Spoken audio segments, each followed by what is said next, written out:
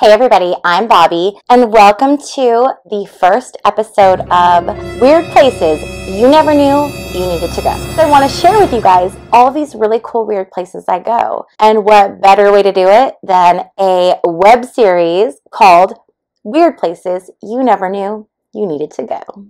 For our inaugural episode, we are going to talk about a little place in the Sonoran Desert, Felicity, California. If you drive through Felicity, California, you will actually see a sign that says Felicity Population 2.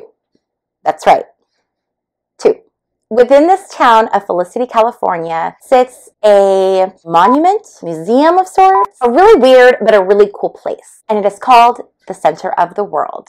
Jacques-Andre Istel first saw this area that would later become Felicity, California when he was in the Marines during the Korean War. He saw this area and he knew he had to have it. He ended up later in life opening a parachute school. Istel took the revenue that he made from his parachute school and he purchased tons of acreage in this area. So he has this land that he purchases and then he gets an idea. In 1985, Istel wrote a children's book called Ko, the Good Dragon at the Center of the World. He wrote this book as an attempt to convince Imperial County, California to recognize a spot on his land as the center of the world. So this was his pitch. Guess what? It worked. Imperial County officially recognized a spot on Istel's land as the center of the world, armed with his newly found landmark and all of his acreage. Istel decided that he wanted to start his own city. Istel was able to get the town incorporated and he named it Felicity after his wife Felicia Lee. To our knowledge, it's the first town in America named for a Chinese lady, he said.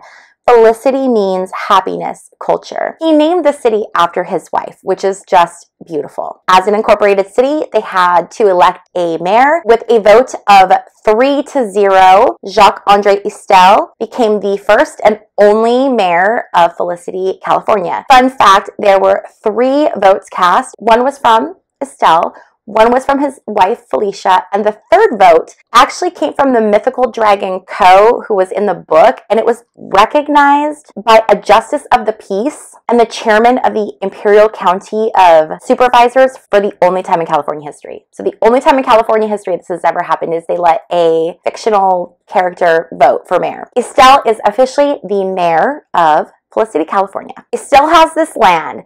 He has a town. It's named after his beautiful wife. He has the center of the world on his land. So now what is he going to do? He's got to commemorate this occasion. And it was actually Felicia who came up with this idea. And she said, well, we're in the middle of the desert. Why not build a pyramid? And Istel loved the idea. And so they built a pink granite pyramid on top of the spot that marks the exact location, according to the state of California, of the center of the world in Felicity, California. So now I'm going to hop more into personal experience. Now that I've given you kind of like the history of the area and why it's there, who built it. When you get there, it's really unassuming. When you drive by on the interstate, it just sits off I-8. You see like 2 buildings that are just like, you know, regular like structures. And then in between those, you see this pyramid. And then behind that on this huge hill, there's this tiny little white church. Every time I drove past it, it just looked really weird. And there's a big sign that you can see from the interstate that says the center of the world. After I had driven past it on a different road trip, I came home and I started Googling, what is the center of the world? What is this thing? And what I found blew my mind, and I knew I had to go check this place out. Like, I had to go see what this guy was about and what was happening. And so that's when I started finding out the research about Istel and him purchasing the land and buying the city and having it incorporated and becoming the mayor and that whole stuff that I just shared with you. What I didn't realize in my researching, and maybe it was just how it was worded, so I didn't really like pay a lot of attention to it, but they talk about how he is capturing the history of the world. And they talked about like granite monuments and things like that. And but I just didn't really understand what that actually looked like. My 4 kids and I decided we were going to take a little road trip and we were going to go out there. So we drive out there and it's just, you know, there's the triangle sign and it's just kind of like a little ooh, but you know, nothing weird, not a lot of people, kind of, you know, not a lot of cars in the parking lot. We went on a Saturday.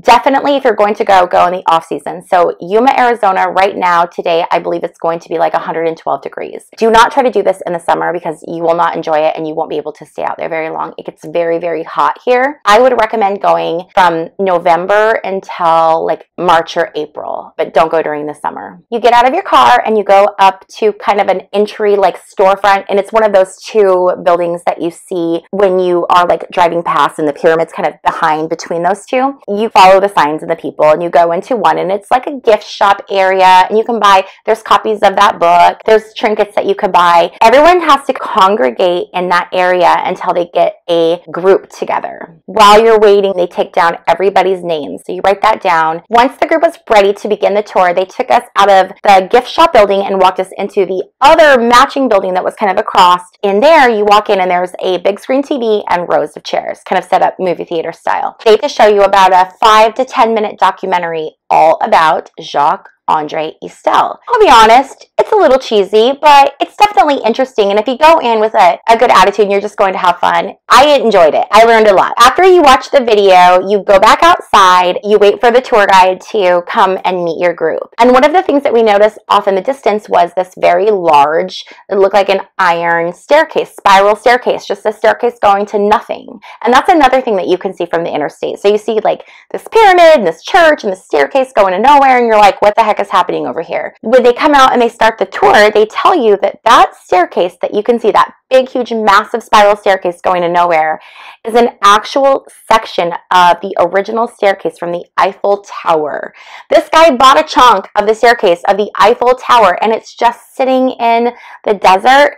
It's fenced off, so you can't get to it. Like, you can't walk up the staircase. After you see the staircase, they bring you over, and there is this arm coming out of the ground with a clock around it. And what this is an accurate functioning sundial. But the sundial arm is a sculptured arm. This is a sculpture of God's arm from Michelangelo's Dawn of Creation painting in the Sistine Chapel. That is what creates the shadow for the sundial. The sundial arm is pointing obviously true north. In front of that is the pyramid. That is the next stop on our tour. When you go inside of the center of the world, the doors are open. You come inside and you can see there's a big disc on the ground, and the disc marks the exact location of the center of the world. They give you a little bit of a presentation, and then every person who's there has to go up to the marking, the disc on the floor, and put your toe on it.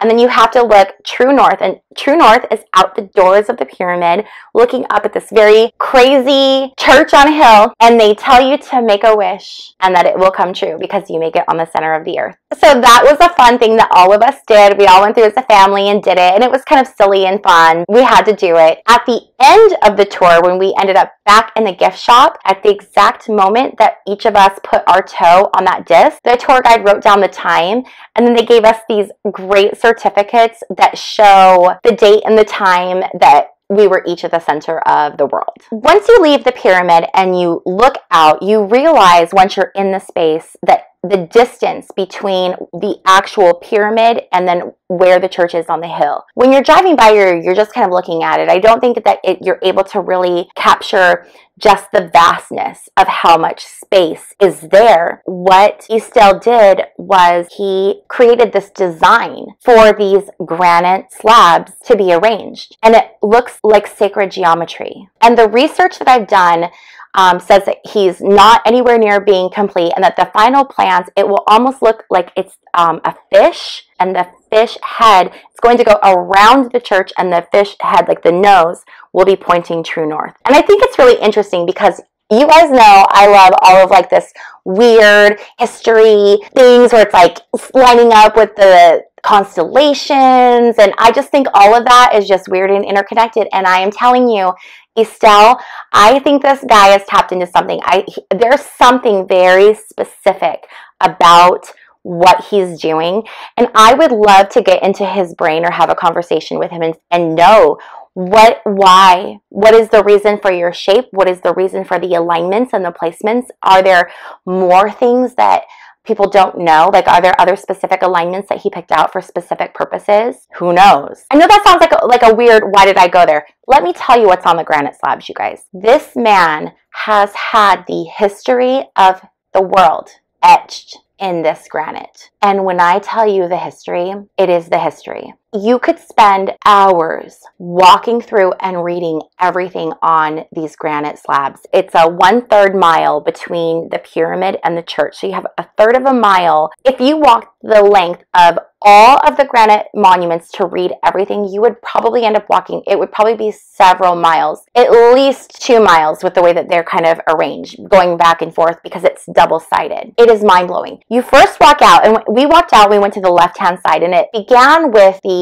history of the Korean War. So we were walking through there, and I'm like, yeah, this is interesting. Okay, like, you know, we're probably not going to look at everything because it was interesting, but it was like, you know, war stuff. But as we continued walking, the topics and the subjects on these granite monuments began to change. And it was amazing. He has the history of the world. And so when I say the history, he talks about things like terrorism in America with pictures of the Twin Towers after the 9/11 attack etched into this granite. He has pop culture, true crime references. He talks about different periods of time throughout the world. He gives sea levels and maps, lists of the different languages spoken throughout the world and where, population statistics, a history of all living things, animals, fish, both living and extinct.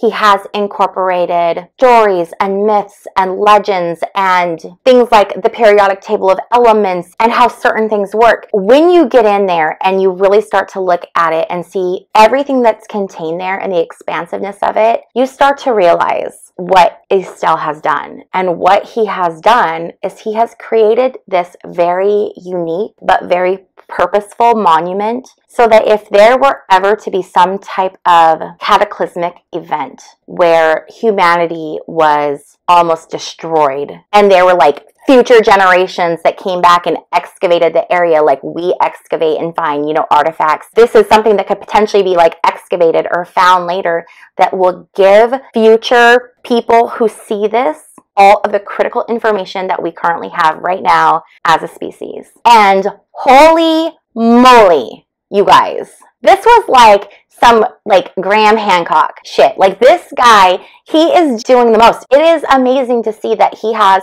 like when we as a species are doing all of this like archaeological research and carbon dating, and you know, we have all these questions. What happened? Where did we come from? What were the people like before us? What tools did they use? What did they have?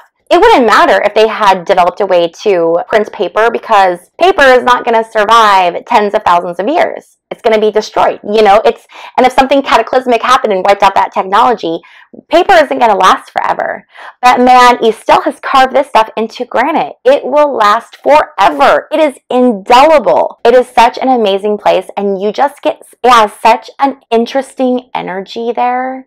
It almost feels kind of like sacred in a way. The tough thing with this place, with the center of the world, is that there are no good words I can find that accurately describe the feeling and the essence of this place. All I can say is it's definitely a place that you need to go. If you get the opportunity, you need to go. And then the capstone of the place is the church. You've heard me refer to the church. There is a church on the property that Estelle named Saint Felicity. In a cute interview, he said, no, not that saint, the other saint. Talking about, no, not his wife that is a saint, but the other Saint Felicity. I just thought that was so sweet. He had to have it on the highest spot on his whole property, so he actually brought in all of that earth and had it dumped on the property to create this massive mound in which to place the church on top of. They brought in 150,000 tons of dirt to build that structure, to put the church on top of. He made sure that it was in compliance with earthquake stage 4, so it's like this very safe structure he had built. But another interesting thing is, if you look at the mound that he has placed the church on